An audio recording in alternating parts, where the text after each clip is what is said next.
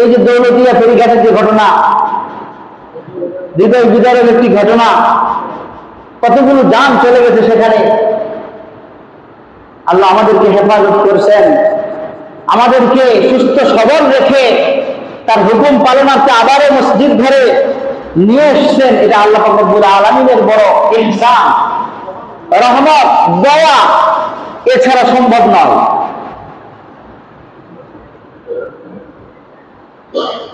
তো আল্লাহ পাক রব্বুল আলামিন আমাদেরকে যে বিধানটি দিয়েছিলেন, দীর্ঘ 1 মাস আমরা যেই প্রশিক্ষণ নিলাম, 1 মাস ধরে আল্লাহ আমাদের যে প্রশিক্ষণের একটু ব্যবস্থা করেছিলেন, এই 1 মাস আমরা প্রশিক্ষণ নিলাম। কি প্রশিক্ষণ আমরা নিয়েছি? এই 1 মাস থেকে আমরা কি শিক্ষা পেয়েছি? আল্লাহ পাক রব্বুল আলামিন বলেছেন, লাআল্লাকুম তাত্তাকুন। আমি এই প্রশিক্ষণের ব্যবস্থা এই জন্য করেছি, এই প্রশিক্ষণ থেকে তোমরা মুত্তাকি, তাকওয়া অর্জন করতে পারবে। এই তাকওয়া অর্জন করার লক্ষ্যেই আল্লাহ পাক রব্বুল আলামিন এই 1 মাস আমাদেরকে উপহার দিয়েছিলেন। সেই মাস আমাদের থেকে বিদায় নিয়েছে। এখন আমরা আদৌ কি সেই প্রশিক্ষণ থেকে আমরা কোনো শিক্ষা গ্রহণ করেছি কিনা? সেই 1 মাস থেকে আমরা কোনো শিক্ষা পেয়েছি কিনা?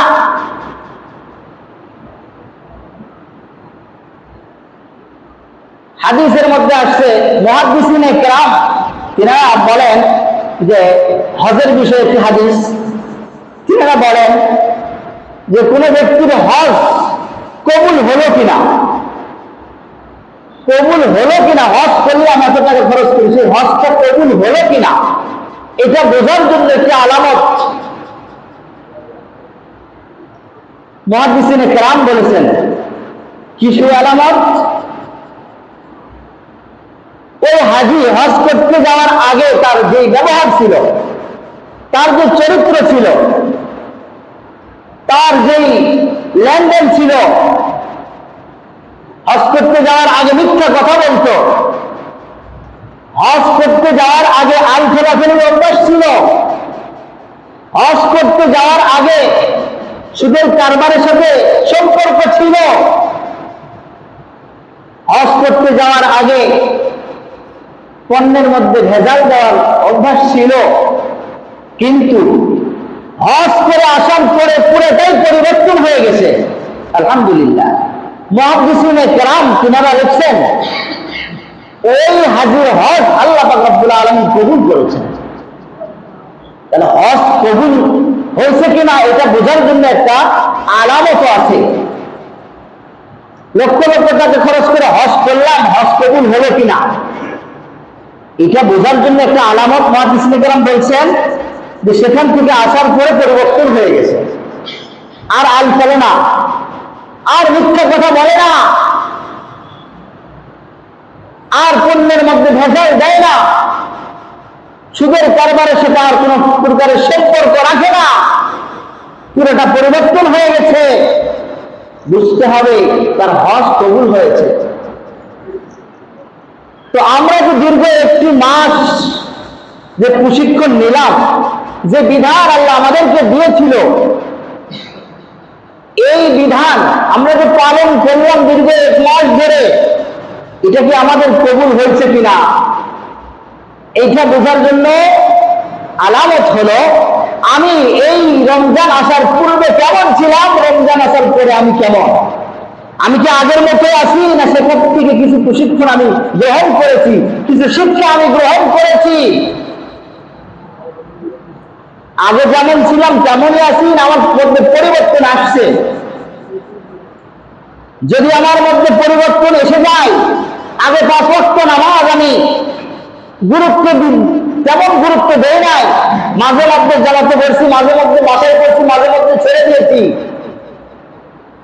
কিন্তু রমজান আমাকে যে প্রশিক্ষণ দিয়েছে 5 ওয়াক্ত নামাজে গুরুত্ব সহকারে, ফজরের ওয়াক্তে যে অন্য সময় মুসল্লি খুঁজে পাওয়া যায় না, সেই রমজান মাসে ফজরের ওয়াক্তে মুসল্লি ভরপুর থাকে। আলহামদুলিল্লাহ, এই যে একটা প্রশিক্ষণ রমজান আমাকে দিয়েছে, রমজান মাস থেকে আমি যে এই শিক্ষাটা নিয়েছি, এই শিক্ষা যদি আমার রমজানের পরবর্তী সময়গুলিতে যদি আমি কাজে লাগাইতে পারি, তাহলে বোঝা যাবে আমার রমজানটা কবুল হয়েছে। আমি রমজানে নামাজ পড়তে পারলাম তা সত্য, রমজান গেল আমার নামাজ বা সত্য শেষ। রমজানকে আমি বিশ্বাসঘাতকতার সাথে বিদায় দিলাম। রমজানও চলে গেল, আমার মসজিদে আসাও শেষ হয়ে গেল। আমি রমজান থেকে কি শিক্ষা পেলাম? অথচ রমজান এসেছিল আমাকে এই শিক্ষা দেওয়ার জন্য, লাআল্লাকুম তাত্তাকুন, বান্দা তুমি মুত্তাকি হয়ে যাবে। এই রমজান এসেছে আমাকে মুত্তাকি বানানোর জন্য। যে রমজান মাসে একটি হালাল খাদ্য আমার জন্য হারাম হয়েছিল, হালাল খাদ্য আমি খাইতে পারবো না নির্দিষ্ট সময়, হালাল বিবি, সেই বিবির কাছে আমি যাইতে পারবো না নির্দিষ্ট সময়ে, তাহলে রমজানে আমি কার ভয়ে সেখানে এগুলো থেকে বিরত ছিলাম? অবশ্যই আল্লাহর ভয়ে। আল্লাহর ভয়ে আমি আমার হালাল খাদ্য, সেই খাদ্য আমি খাই না, অথচ আমাকে আমার পেটে ক্ষুধা ছিল, আমার পিপাসা ছিল, তারপরে আমি পান করতে পারিনি, ক্ষুধা ছিল তারপরে খাইতে পারিনি। ইচ্ছে করলে ঘরের দরজা বন্ধ করে ঘরের আধারে আমি খাইতে পারতাম, কিন্তু খাইনি। কেন খাইনি? আল্লাহর ভয়ে। আল্লাহ দেখবে, কেউ তো দেখতেছে না, আল্লাহ দেখবে। দুনিয়ার পৃথিবীর কেউ না জানলে আমার আল্লাহ জানবে, এই ভয়ে আমি খাইনি। আমি চাইলে পানি পান করতে পারতাম, গোসলখানায় গিয়ে যে কোনো কৌশলে গোসল করতে গিয়ে আমি পান করতে পারতাম, কিন্তু আমি পানি পান করি নাই। কেন পান করলাম না? দুনিয়ার কেউ দেখতেছে না, দেখতেছেন কে? আল্লাহ। যেই আল্লাহর ভয়ে আমি রমজান মাসে হালাল খাবার থেকে বিরত থাকতে পারলাম, হালাল বিধি থেকে, যেই বিধি আমার জন্য হালাল, আল্লাহ পাক রব্বুল আলামিন বলেছেন, নিসাউকুম হারসুল লাকুম ফাতু হারসাকুম আন্না শিতুম। আল্লাহ পাক কোরআনে স্পষ্ট করে বলেছেন, নিসাউকুম হারসুল লাকুম, তোমাদের বিবি তোমাদের জন্য হালাল। ফাতু হারসাকুম আন্না শিতুম, যেভাবে ইচ্ছে ব্যবহার করতে পারবে। বিবিকে যেভাবে, যখন যেভাবে ইচ্ছে ব্যবহার করতে পারবে, আল্লাহ পারমিশন দিয়েছেন, তোমাদের বিবি তোমাদের জন্য হালাল। সেইটাই আমরা নির্দিষ্ট সময়ে আল্লাহর ভয়ে বিরত ছিলাম, নিষিদ্ধ ছিল সেই সময়ে, বিরত ছিলাম। তাহলে এই হালাল খাবার থেকে যদি আমরা বিরত থাকতে পারি, রমজানের বাহিরে, রমজান আমাদের থেকে বিদায় নিয়েছে, হারাম খাবার থেকে আমরা কেন বিরত থাকতে পারবো না? যেখানে হালাল খাবার ছিল সেখান থেকে আমরা বিরত থাকছি, আর হারাম খাবার, যেই খাবারটা হারাম, নিষিদ্ধ, সেই খাবার থেকে আমরা বিরত থাকবো না কেন? তাহলে রমজান থেকে আমরা কি শিক্ষা নিলাম? রমজান কেনই না আসছিল? কি শিক্ষা দিল আমাদেরকে? এই জিনিসটা মাথায় নিয়ে আসতে হবে। লাআল্লাকুম তাত্তাকুন, রমজান আসছিল তোমাকে এই শিক্ষা দেওয়ার জন্য। মূলত রমজান আমাকে এই শিক্ষা দেওয়ার জন্য আসছে যে আল্লাহর যতগুলি বিধান আছে, এই বিধানগুলি সব আমি যথাযথভাবে পালন করব। আল্লাহর যতগুলি নিষেধাজ্ঞা আছে, সব নিষেধগুলি আমি যথাযথভাবে পালন করব। নিষেধ থেকে আমরা দূরে থাকবো। আল্লাহ পাক যেগুলিকে নিষেধ করেছে সেগুলি থেকে আমরা দূরে থাকবো। এটার নামে লাআল্লাকুম তাত্তাকুন। এটাকেই বলা হয় লাআল্লাকুম তাত্তাকুন। আল্লাহ আমাকে এই রমজান উপহার দিয়েছেন, এই মুত্তাকির প্রশিক্ষণ নেওয়ার, শিক্ষা নেওয়ার জন্য। এই শিক্ষা নিয়ে বাকি 11টি মাস আমাদেরকে চলতে হবে। এই জন্য আল্লাহ উপহার দিয়েছেন 11 মাস পর, 11 মাস পর এই প্রশিক্ষণের সিজন আসে।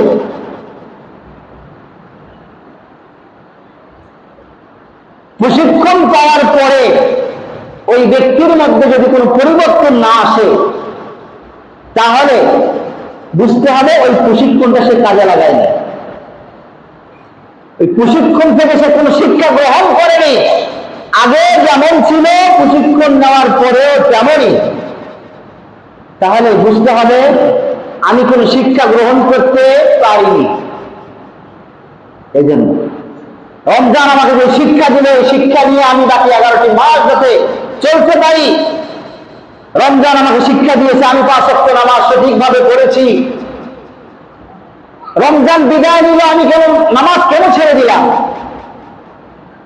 তার মানে আমি শিক্ষা গ্রহণ করতে পারিনি। আমার শিক্ষা শুধু ওই রমজানের মধ্যেই ছিল। আমি যে প্রশিক্ষণের বাউন্ডারির মধ্যে ছিলাম, ওখানেই আমার শিক্ষা শেষ। ওখান থেকে বাড়ানোর পরে যে শিক্ষা আমি কাজে লাগাবো, এই যোগ্যতা আমার হাসিল হয়নি।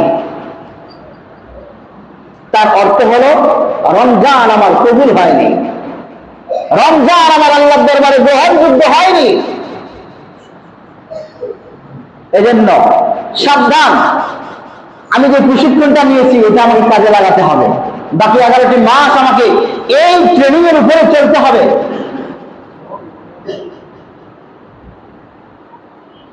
নামাজকে এত গুরুত্বপূর্ণ ইবাদত বলা হয়েছে। ইমানের পরেই যার স্থান, ইমানের পরেই যার স্থান।